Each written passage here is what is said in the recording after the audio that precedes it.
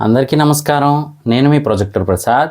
ఈరోజు మనం ఎవరి గురించి తెలుసుకోబోతున్నాము అంటే కనుక ఈయన ఏ క్యారెక్టర్ అయినా కానీ అవలీలగా పోషించగలరనమాట. అలాగే కామెడీ చేయగలరు, మంచి చెప్పే క్యారెక్టర్ చేయగలరు, అలాగే ఎమోషన్ని కూడా బాగా పండిస్తూ ఉంటారు. ఇంకెవరో కాదండి, one of my favourite Padmanabham గారు. మరి ఆయన గురించి తెలుసుకునే ముందు కొత్తగా మన ఛానల్ చూస్తే కనుక సబ్స్క్రైబ్ చేసుకోండి, అలాగే వీడియోని లైక్ చేసి సపోర్ట్ చేయండి. మరి ఇంకెందుకు ఆలస్యం, ఆ రోజుల్లోకి వెళ్ళి తెలుసుకొని వద్దాం రండి.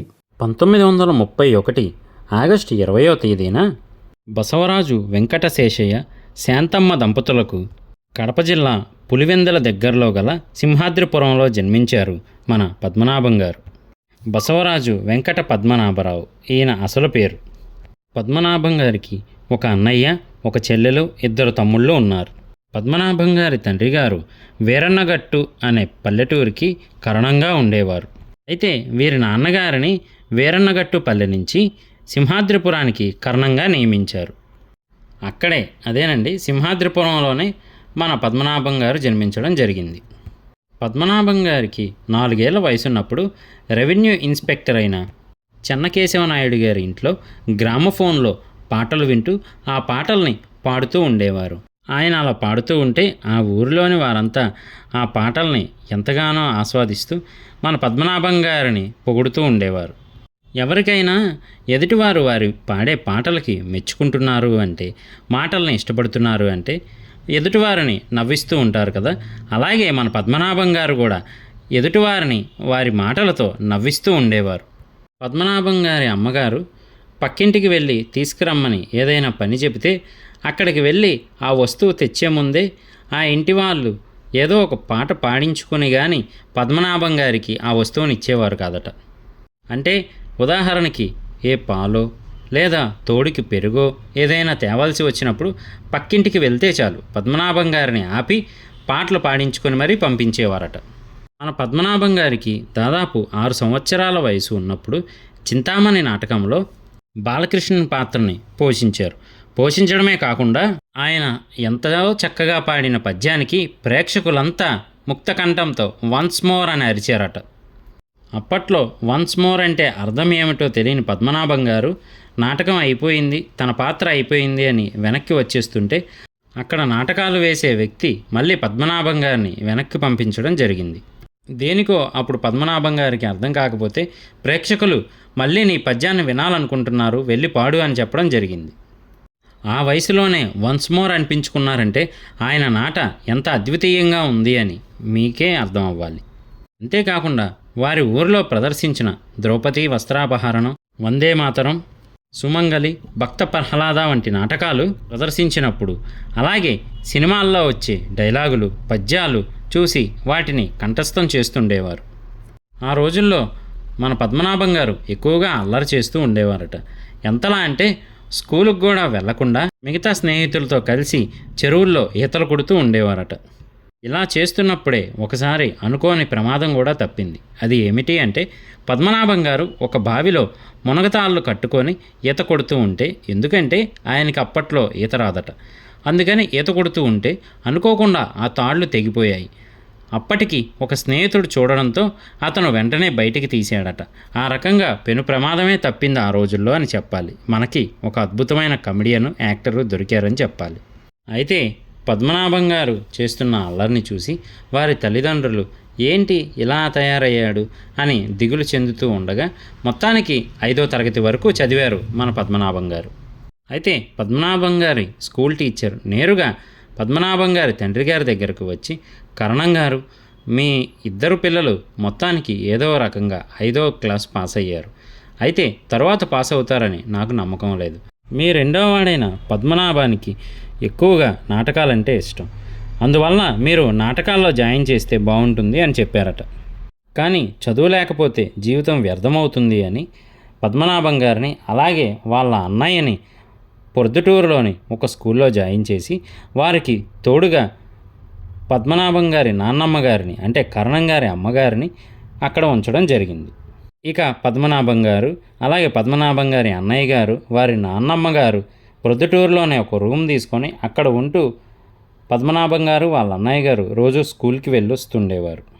ప్రొద్దుటూరులో చదువుతూ ఉండగా పద్మనాభం గారు రోజు వారి మిత్రుడి దగ్గర సైకిల్ని తీసుకొని తొక్కుతూ నేర్చుకునేవారు. అయితే ఒకసారి వాళ్ళ అన్నయ్యతో పద్మనాభం గారు ఏమన్నారు అంటే, అన్నయ్య, మనకి ఎలాగో పాటలు వచ్చు కదా, మనం బెంగళూరు వెళ్ళిపోదాం. బెంగళూరు వెళ్ళిపోయి పాటలు పాడి ఆ వచ్చిన డబ్బుతో మంచి సైకిళ్ళు కొనుక్కుందాం అన్నారట. అనుకున్నదే తడవుగా వెంటనే పద్మనాభం గారు వారి అన్నగారు కలిసి టికెట్ లేకుండా ట్రైన్ ఎక్కేశారట. అక్కడ ఎక్కిన తర్వాత ఎక్కడ దిగాలో తెలియకపోతే ఒక మిలిటరీ బృందం వారు ఇదే బెంగళూరు అని చెప్పడంతో అక్కడ దిగి బయటకు వచ్చి అటు ఇటు చూస్తున్నారట. ఎందుకంటే బెంగళూరు అయితే వచ్చారు కానీ అక్కడికి వెళ్ళిన తర్వాత ఎక్కడికి వెళ్ళాలి, ఎవరిని కలవాలి అనేది ఏమీ తెలియదు. ఇక చేసేదేమీ లేక నెమ్మదిగా అడుగులో అడుగు వేసుకుంటూ ముందుకు వెళ్ళి ఒక ఇంటి బయట కూర్చొని ఉన్నారట. అయితే ఆ ఇంటివారు తలుపులు తెరిచి చూసేసరికి 12-13 ఏళ్ళున్న ఇద్దరు కుర్రాళ్ళు ఏంటి ఇక్కడికి వచ్చి కూర్చున్నారు, ఎక్కడో దారి తప్పుంటారు అని అనుకున్నారు. అయితే ఆ ఇంట్లో వాళ్ళు ఈ చిన్నపిల్లలు పాపం ఇప్పుడు ఎక్కడికైనా వెళ్తారు అని ఆ రోజు సాయంత్రం వారింట్లోనే భోజనం పెట్టి నైటు వారికి పడుకోవడానికి ఏర్పాటు చేసి పొద్దున్న వెళ్దురు కానీ అని చెప్పారు. అయితే పొద్దున్నే లేచి వీళ్ళిద్దరూ రెడీ అయ్యి పాటలు పాడదామని వెళ్ళారు. అయితే ఎక్కడికి వెళ్ళి ఏ అడ్రస్ అడగాలన్నా, ఎవరిని కలవాలన్నా వాళ్ళకి తెలుగు రాదు, వీళ్ళిద్దరికీ కన్నడ రాదు. అలా జరిగింది అప్పుడు. ఇక చేసేదేమీ లేక వీళ్ళిద్దరూ తిరిగి సొంతూరు వెళ్ళిపోదామని రైలెక్కి కూర్చున్నారు. వీళ్ళిద్దరూ కూర్చున్నాక మన పద్మనాభం గారికి పేపర్లో కృష్ణప్రేమ 90వ రోజు అని మద్రాసు విల్లింగ్ టాకీస్లో ప్రదర్శించబడుతుందన్న ప్రకటన కనిపించింది.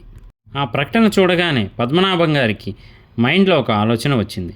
అది ఏమిటంటే, మనం మద్రాసు ఎందుకని వెళ్ళకూడదు, అక్కడ ఎక్కువ మంది తెలుగు యాక్టర్స్ ఉన్నారు, అలాగే మన తెలుగు వాళ్ళు ఎంతోమంది ఉన్నారు, వారి ముందు మనం పాడితే మనకి ఏదో ఒక అవకాశం ఇప్పిస్తారు కదా అని అనుకున్నారు. ఇదే విషయాన్ని వాళ్ళ అన్నగారికి కూడా చెప్పడంతో ఇద్దరు ఆ ట్రైన్ దిగిపోయి మద్రాసు వెళ్ళే ట్రైన్కి మారారు. అయితే వీళ్ళిద్దరూ ఎక్కిన ట్రైన్లోనే కొంతమంది ముందు పాడి వినిపిస్తే వాళ్ళు వీళ్ళకి ఎంతో కొంత డబ్బు ఇవ్వడం జరిగింది. అలా మొత్తంగా ఆ రోజుల్లోనే దాదాపు ₹1.5 వరకు సంపాదించారట. మొత్తానికి మద్రాసు వచ్చింది. మద్రాసు సెంట్రల్ స్టేషన్లో దిగి దగ్గరలో ఉన్న విల్లింగ్ టాకీస్లో సినిమా చూసి అక్కడే పడుకోవడం జరిగింది. మరి సినిమాకి డబ్బులు ఎక్కడవి అంటే, ట్రైన్లో వీళ్ళు పాడినందుకు గాను కొంత డబ్బు ఇచ్చారు కదా, అదేనండి ₹1.5 వరకు వచ్చాయి కదా, ఆ డబ్బులతోనే సినిమా చూసి అక్కడే పడుకుండిపోయారట. అయితే ఆ థియేటర్లో పనిచేస్తున్న వాళ్ళు లేపి వీళ్ళని బయటికి పంపించడంతో ఆ దగ్గరలో ఉన్న ఒక ఇంటి అరుగు మీద పడుకొని పొద్దున్నే లెగిచి దగ్గరలో ఉన్న బోరింగ్ దగ్గర స్నానం చేసి బట్టలు మార్చుకొని మనకి ఇప్పుడు సాయం చేయగలిగిన వారు ఎవరా అని ఆలోచిస్తే అప్పట్లో కన్నాంబ గారు ఎంతోమందిని చేరదీశారని తెలిసి ఆవిడది ఎంతో మంచి హృదయం అని అర్థం చేసుకొని మొత్తానికి ఆవిడ అడ్రస్ కనుక్కొని అక్కడికి బయలుదేరారు. మొత్తానికి కన్నాంబ గారిని కలిశారు. కన్నాంబ గారిని కలిసిన తర్వాత ఆవిడ వీళ్ళని చూసి, ఎవరబ్బాయి మీరిద్దరూ అని అడిగితే, మేము కడప దగ్గరలో ఉన్న సింహాద్రిపురం నుంచి వచ్చామమ్మా అని చెప్పారు. మిమ్మల్ని మేము చండిక అనే సినిమాలో చూసామమ్మా, మేము పాటలు ఎంతో బాగా పాడతాము, మా పాటలు వింటారా, పాడి వినిపిస్తాము అని పద్మనాభం గారు చెప్పారు.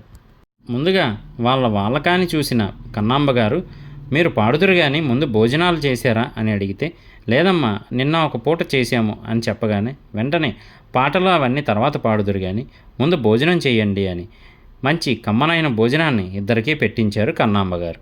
భోజనాలు అయ్యాక వాళ్ళిద్దరిని కన్నాంబ గారు వారి ఆఫీస్కి తీసుకువెళ్ళారు. అప్పుడు కన్నాంబ గారు పాదుకా పట్టాభిషేకం అనే సినిమాను తీస్తున్నారు. ఆ సినిమాకి సంబంధించిన నటీనటులు అలాగే సాంకేతిక నిపుణులు అందరూ ఆఫీస్లో ఉండగా ఈ పిల్లలిద్దరూ పాటలు బాగా పాడతారా అని వారికి పరిచయం చేయడం జరిగింది. అయితే అంతమందిని చూసి వీళ్ళకి చెప్పలేని ఆనందం కలిగింది. అక్కడ దగ్గరలో ఉన్న అద్దంకి గారు పాట పాడండి అని అనగానే ఆయన పాడిన పాటనే ఆయన ముందు ప్రదర్శించారు. పిల్లలిద్దరూ చాలా హుషారుగా ఉండడంతో కన్నాంబ గారు, మీరు పారిపోయి వచ్చారు కాబట్టి ఒక పని చేయండి, మీ ఇంటికి మేము ఇక్కడ క్షేమంగా ఉన్నాము అని ఒక ఉత్తరాన్ని రాయండి. తర్వాత మీరు ఎన్నాళ్ళు కావాలంటే అన్నాళ్ళు ఇక్కడే ఉండొచ్చు, మీకు తిండి అలాగే నిద్రకు కావలసిన వస్తువులు నేను ఏర్పాటు చేస్తాను, అలాగే మా సినిమాలో మీరు కోరస్ పాడడానికి కూడా అవకాశం ఇస్తాను అని కన్నాంబ గారు చెప్పారు. కన్నాంబ గారు ఎంతో మంచివారని చాలామందికి తెలుసు. అలాగే ఇచ్చిన మాట ప్రకారం వాళ్ళిద్దరికీ పడవెళ్ళిపోతుంది వడివడిగా అని పాదుకా పట్టాభిషేకం సినిమాలోని పాటకి కోరస్ పాడే అవకాశాన్ని ఇచ్చారు. నిజానికి ఇందులో పద్మనాభం గారే కోరస్ పాడారు, వాళ్ళ అన్నయ్య గారు పాడలేదు. ఆ తర్వాత కొన్నాళ్ళు కన్నాంబ గారి ఆఫీస్లోనే ఉంటే రఘురామయ్య గారు, బాబు మీరు ఇక్కడే ఆఫీస్లో ఉండడం మీకు ఇబ్బందిగా ఉన్నట్టుంది కదా, మా ఇంటికి వచ్చేయండి పర్లేదు అని ఆహ్వానించారు. మొత్తానికి ఇద్దరూ ఒప్పుకొని వారింటికి వెళ్ళడం జరిగింది.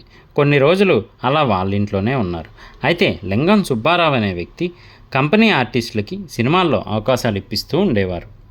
ఘంటసాల గారు తీస్తున్న సీతారామయ్య జననం అనే సినిమాలో రాములవారి పాత్రకి ఆర్టిస్ట్ని వెతుకుతున్నారు.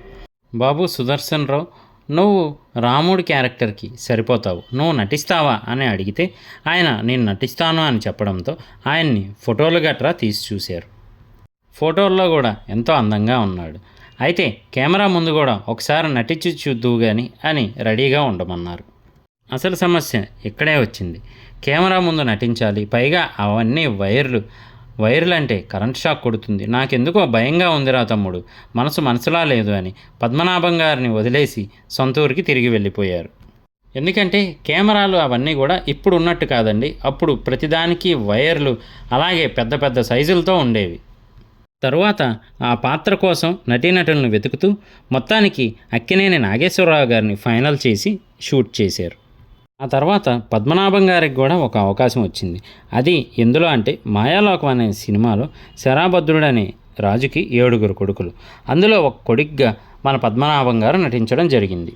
అంతేకాకుండా ఇదే సినిమాలో మన పద్మనాభం గారితో ఒక పాటకి కోరస్ కూడా పాడించారు. ఆ రకంగా మొత్తానికి దాదాపు 13 ఏళ్ల వయసులోనే మన పద్మనాభం గారు నటించడం జరిగింది. ఈ సినిమాలో నటించినందుకు గాను మన పద్మనాభం గారికి 40 రూపాయల పారితోషికం లభించింది. అందులో 30 రూపాయలని ఇంటికి మనీ ఆర్డర్ చేసి 10 రూపాయలని ఖర్చులకు గాను తన దగ్గర పెట్టుకున్నారు. ఈ సినిమా తర్వాత పద్మనాభం గారి నటన నచ్చి సిఎస్ రావు గారు ఆయన వేసే నాటకాల ట్రూప్లో ఈయన్ని జాయిన్ చేసి రాష్ట్రమంతటా నాటకాలు వేస్తుండేవారు. వీళ్ళు ఇలా దాదాపు 1 సంవత్సరం పాటు నాటకాలు వేస్తుండగా చిత్తూరు నాగయ్య గారు అప్పుడే త్యాగయ్య అనే సినిమాను తీస్తున్నారు. అయితే అందులో నటించాలనే కోరికతో మొత్తానికి చిత్తూరు నాగయ్య గారిని కలవడం జరిగింది. కలవడమే కాక సార్ నేను పాటలు బాగా పాడుతానండి అని చెప్పగానే నాగయ్య గారు అవునా ఏది ఒకసారి పాడు అని చెప్పడం జరిగింది. ఆయన ఆ మాట అనగానే పద్మనాభం గారు సుమంగలిలో చిత్తూరు నాగయ్య గారు పాడిన పాటనే ఆయన ముందు పాడి వినిపించారు. నిజానికి పద్మనాభం గారిలో ఉన్న గొప్పతనం ఏమిటి అంటే ఎవరి ముందైనా పాటలు పాడాలి అంటే వారికి సంబంధించిన పాటల్ని వారి ముందే పాడి వినిపిస్తుండేవారు. చిత్తూరు నాగయ్య గారికి ఆయన పాడిన విధానం అలాగే పద్మనాభం గారి రూపం ఎంతో నచ్చి త్యాగయ్య సినిమాలో ఆయనకి శిష్యుడి పాత్రను ఇచ్చారు. అంతేకాకుండా ఈ సినిమాలో 2 పాటలకి కోరస్ పాడే అవకాశాన్ని కూడా ఇచ్చారు మన పద్మనాభం గారికి. ఆ తర్వాత 3 మరాఠీలు అనే సినిమాలో మొత్తానికి ఏదో రకంగా అవకాశాన్ని సంపాదించారు పద్మనాభం గారు. మొత్తానికి అలా సినిమాల ద్వారా వచ్చిన డబ్బులో కొంత భాగాన్ని ఇంటికి మనీ ఆర్డర్ చేసి కొంత ఈయన దగ్గర పెట్టుకొని రూమ్ షేరింగ్, అదేనండి 3-4 ఉంటుంటారు కదా, అలా రూమ్లో ఈయన కూడా షేర్ చేసుకొని ఉండేవారు. 1947లో కాలకూరి సదాశివరావు గారు దర్శకత్వం వహించిన రాధికా సినిమాలో కృష్ణుడి వేషం దక్కించుకోగలిగారు పద్మనాభం గారు. ఈ సినిమా ఆ మరుసటి సంవత్సరం అంటే 1948లో విడుదలై మంచి విజయాన్ని సాధించింది. అలాగే ఈ సినిమాలో నటించిన మన పద్మనాభం గారికి చాలా మంచి పేరు వచ్చింది. ఈ సినిమా తర్వాత జెమినీ వారు వీరకుమార్ అనే సినిమా కోసం అగ్రిమెంట్ చేయించుకున్నారు. అయితే ఆ సినిమా షూటింగ్కి టైం పడుతుండడంతో ఈలోపు ఒకసారి సొంతూరు వెళ్ళి వద్దామని పద్మనాభం గారు సొంతూరు వచ్చారు. ఇంకేముంది, పద్మనాభం గారిని అందరూ ఒక పెద్ద సెలబ్రిటీలా చూశారు. ఎందుకు అంటే అప్పటికే ఆయన నటించిన ఆ 2-3 చిత్రాలు విడుదలయ్యాయి కదా, అవి చూసిన వారంతా కూడా మనవాడే అని చెప్పి ఎంతో ఆప్యాయంగా ఉండడమే కాక తల్లిదండ్రులు కూడా ఎంతో ఆనందపడ్డారు. ఆ ఆనందం విషాదంగా మారింది 2 రోజుల్లోనే. ఎందుకు అంటే తన చిన్న తమ్ముడు ప్రభాకరం గారు ఒక తేలు కరవడంతో మరణించారు. ఆ తర్వాత ఏదో జబ్బు చేసి చెల్లెలు కూడా మరణించారు. ఈ 2 సంఘటనలతో ఎంతో కదిలిపోయారు మన పద్మనాభం గారు. ఎందుకంటే ఇద్దరు తనకంటే చిన్నవాళ్ళే మరణించడంతో జీవితంపై విరక్తి వచ్చింది. అంతేకాక సినిమాల మీద కూడా అంతగా ఆశ లేకపోవడంతో గుంతకల్లు దగ్గరలో ఉన్న వాళ్ళ చిన్నాన్నగారి దగ్గరికి వెళ్ళి కరుణంగా ఎలా ఉండాలి ఏంటి అనేది నేర్చుకుంటూ ఉండగా ఈలోగా జెమినీ వారితో చేసుకున్న అగ్రిమెంట్ టైం దగ్గరికి రావడం, అలాగే ఆ సినిమా షూటింగ్ కూడా మొదలవడానికి అంతా రెడీ అవ్వడంతో జెమినీ వారు ఒక మేనేజర్ని సింహాద్రిపురం పంపించి మీతో పాటు పద్మనాభం గారిని తీసుకురండి అని చెప్పడం జరిగింది. ఆ మేనేజర్ గారు పద్మనాభం గారిని కలిసి మిమ్మల్ని రమ్మన్నారు, షూటింగ్ మొదలవబోతుంది అని చెప్తే దానికి పద్మనాభం గారు నేను రాను, ఏ సినిమాలో నటించను అని చెప్పడం జరిగింది. అయితే వారి తండ్రి గారు మాత్రం తప్పు, మనం అడ్వాన్స్ తీసుకున్నాం కాబట్టి నువ్వు మద్రాసు వెళ్ళి షూటింగ్ చేసిరా అని చెప్పారు. అలా ఆ సినిమాలో నటిస్తూ ఉండగా ఆయన బాధను నెమ్మదిగా మర్చిపోతూ షూటింగ్లో పాల్గొంటూ ఉన్నారు. అప్పుడే ఆయన ఈ బాధను మర్చిపోవడానికి సినిమాల్లో నటిస్తూ ఉండడమే కరెక్ట్ అని ఆయన నిర్ణయాన్ని తీసుకున్నారు. అక్కడ నుంచి మరలా ఆయన నట ప్రస్థానం మొదలైంది. ఆ తర్వాతే యోగివేమన, వింధ్యారాణి, అలాగే షావుకారులో ఒక పాత్రను కూడా ఇచ్చారు. నిజానికి ఈ పాత్రకి మొదట వేరే యాక్టర్ని అనుకున్నారు. అయితే చక్రపాణి గారు ఈ క్యారెక్టర్కి ఇంత పెద్ద అతన్ని పెడితే అంతగా బాగోదు, ఇంకెవరైనా ఉంటే చూడండి అంటే అప్పుడే ఎల్వి ప్రసాద్ గారు ఇంతకుముందు రాధికా సినిమాలో కృష్ణుడిగా నటించిన అతనైతే చక్కగా ఈ క్యారెక్టర్కి సెట్ అవుతాడు అని చెప్పడం జరిగింది. ఆ తర్వాత కేవీ రెడ్డి గారు పాతాళ భైరవిలో సదాజపుడి పాత్రని ఇచ్చారు. అంతేకాకుండా వారి సంస్థలోనే పద్మనాభం గారిని పర్మనెంట్ ఆర్టిస్ట్గా అగ్రిమెంట్ కూడా రాయించుకున్నారు. దానికి గాను నెలకి 150 రూపాయల జీతం, సినిమాకి 500 పారితోషికం ఇచ్చారు మన పద్మనాభం గారికి. చంద్రహారం, కృష్ణలీలలు, ఇద్దరు మిత్రులు, భార్యాభర్తలు, వాగ్దానం వరకు అంటే 1961 వరకు దాదాపు 35 సినిమాల్లో చిన్న చిన్న పాత్రలను ధరిస్తూ ముందుకు వచ్చారు మన పద్మనాభం గారు. 1950వ దశకంలోనే మన పద్మనాభం గారు టీనగర్లో స్థలాన్ని కొని ఇల్లు కూడా నిర్మించుకోగలిగారు. ఆ తర్వాత ఆదుర్తి సుబ్బారావు గారు ఏఎన్ఆర్ గారి సినిమా అయిన వెలుగునేడల్లో పూర్తి హాస్యనటుడి క్యారెక్టర్ని ఇచ్చారు. అక్కడి నుంచి మన పద్మనాభం గారు ఆయన నట జీవితాన్ని వెనక్కి తిరిగి చూడవలసిన అవసరమే రాలేదు. ఆ సినిమా తర్వాత సుమారు 400 చిత్రాల్లో నటించి టాప్ కమెడియన్ హోదాలో వెలిగారు. ఎన్టీఆర్ గారి, ఏఎన్ఆర్ గారి కాంబినేషన్లోనే మన పద్మనాభం గారు ఎక్కువగా నటించారు. నెమ్మదిగా ఆయన క్రేజ్ ఎంతలా పెరిగిందంటే ఈ సినిమాలో పద్మనాభం ఉన్నాడా, ఆహా అయితే సినిమా చాలా నవ్వు తెప్పించేలాగా హిట్ అయ్యేలా ఉంటుంది, వెళ్ళొచ్చు అనుకునేవారట. ఆ తర్వాత పద్మనాభం గారు వారి స్నేహితుడి కుమార్తె పేరైన రేఖ, ఈయన కుమారుడి పేరైన మురళి పేరుని కలిపి రేఖా మురళి ఆర్ట్స్ని స్థాపించారు. ఆర్ట్స్ని స్థాపించడమే కాక ఆ బ్యానర్లోనే మొదటి సినిమాలో ఎన్టీఆర్ గారిని, సావిత్రి గారిని, చిత్తూరు నాగయ్య గారిని, రాజనాల గారిని పెట్టి మొదటగా దేవత అనే సినిమాని తీశారు. ఆ సినిమా ఘన విజయం సాధించడంతో పొట్టి ప్లేడర్, శ్రీ శ్రీ శ్రీ మర్యాద రామన్న, శ్రీరామ కథ, కథానాయిక మొల్ల, కథకరత్నం మిడతంబొట్లు, మాంగళ్య భాగ్యం, సినీ వైభవం, మొత్తంగా 8 సినిమాలను నిర్మించారు. అందులో మొదటి 3 సినిమాలను హేమాంబదరావు గారు దర్శకత్వం వహించగా మిగతా 5 సినిమాలకి మన పద్మనాభం గారే దర్శకత్వం వహించారు. మన పద్మనాభం గారు నిర్మించిన శ్రీ శ్రీ శ్రీ మర్యాద రామన్నతోనే గాన గంధర్వులు ఎస్పి బాలసుబ్రహ్మణ్యం గారు గాయకులుగా పరిచయం అయ్యారు. నిజానికి పద్మనాభం గారు ఈ సంస్థను మొదట నాటకాల కోసం ప్రారంభించగా తర్వాత మూవీస్ని ప్రొడ్యూస్ చేశారు. కానీ ఈ సినిమాల ద్వారా పద్మనాభం గారు కొంత పోగొట్టుకున్నప్పటికీ ఎన్నో దాన ధర్మాలు చేసి మిగతాది పోగొట్టుకున్నారు. ఆయన ప్రొడక్షన్ హౌస్లో ఎవరికి ఏ లోటు వచ్చేది కాదు. రోజు పంచపక్ష పరమాన్నాలు వడ్డించేవారు. పెట్టాల్సిన దానికంటే ఎక్కువగానే ఖర్చు పెట్టేవారు. 1980వ సంవత్సరం వచ్చేసరికి సినిమా అవకాశాలు నెమ్మదిగా తగ్గుతూ వచ్చాయి. ఆ తర్వాత మొత్తంగా అసలు అవకాశాలే రావడం మానేసాయని చెప్పాలి. 80లలో కొన్ని నాటకాల్లోనూ అలాగే కొన్ని టీవీ సీరియల్స్లో కూడా నటించారు మన పద్మనాభం గారు. 1980 నుంచి 1994 వరకు దాదాపు 10 సినిమాల్లో మాత్రమే నటించారు మన పద్మనాభం గారు. చివరిగా బోయపాటి శ్రీను గారు దర్శకత్వం వహించిన భద్రా సినిమాలో మన మాస్ మహారాజా రవితేజ గారికి తాతగా నటించారు. చివరి రోజుల్లో ఆయన ఎంతో ఇష్టపడి మద్రాసులో నిర్మించుకున్న ఇంటిలోనే ఉంటూ శేష జీవితాన్ని హాయిగా గడిపారు. 2010 ఫిబ్రవరి 20న ఆయన గుండెపోటుతో మరణించారు. ఇక పద్మనాభం గారికి 2 వివాహాలు జరిగాయి. మొదటి భార్యకి కొడుకు మురళి, కూతురు పుట్టారు. రెండవ భార్యకి 3 కూతుర్లు, 1 కొడుకు సాయిరాం జన్మించారు. నిజానికి మన పద్మనాభం గారు మద్రాసులో 2 ఇళ్ళు నిర్మించారు. ఒక ఇంటిలో పెద్ద భార్య, పిల్లలు ఉండేవారు. రెండో ఇంటిలో చిన్న భార్య పిల్లలు ఉండేవారు. అయితే పెద్ద భార్య మరణించిన తర్వాత అదే ఇంట్లో మన పద్మనాభం గారు ఉండేవారు. నిజానికి పద్మనాభం గారు నిర్మాణ సంస్థను స్థాపించిన సమయంలో వారి తమ్ముడైన పురుషోత్తమరావు గారే ఆ నిర్మాణ బాధ్యతలను ఎక్కువగా చూస్తూ ఉండేవారు. ఆ రకంగా మొత్తానికి మన పద్మనాభం గారు ఆయన జీవితాన్ని సాగించారనే చెప్పాలి. ఏది ఏమైనప్పటికీ అటువంటి ఒక లెజెండరీ యాక్టర్ని మిస్ అవ్వటం మన చిత్ర పరిశ్రమకి తీరం లోటనే చెప్పాలి. ఈ వీడియో మీకు నచ్చిందనే అనుకుంటున్నాను. వీడియో నచ్చితే కనుక లైక్ చేయండి. అలాగే కొత్తగా మన ఛానల్ చూస్తే కనుక సబ్స్క్రైబ్ చేసి సపోర్ట్ చేయండి. ఈ వీడియోలో చెప్పిన వివరాలన్నీ కూడా మేము సామాజిక మాధ్యమాల ద్వారా మాత్రమే తీసుకోవడం జరిగింది. అంతే తప్ప అప్పటి వ్యక్తుల్ని కలవడం కానీ లేదా సంఘటనలను ప్రత్యక్షంగా చూడడం కానీ పరిస్థితుల్ని అనుభవించడం కానీ జరగలేదు.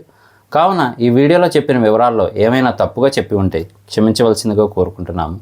అలాగే మన ఛానల్లోని ఏ ఇతర వీడియోల్లో అయినా వివరాలు తప్పుగా చెప్పి ఉంటే క్షమించవలసిందిగా కోరుకుంటున్నాం. నేను మీ ప్రొజెక్టర్ ప్రసాద్. మళ్ళీ నెక్స్ట్ వీడియోలో కలుస్తాను. Thank you.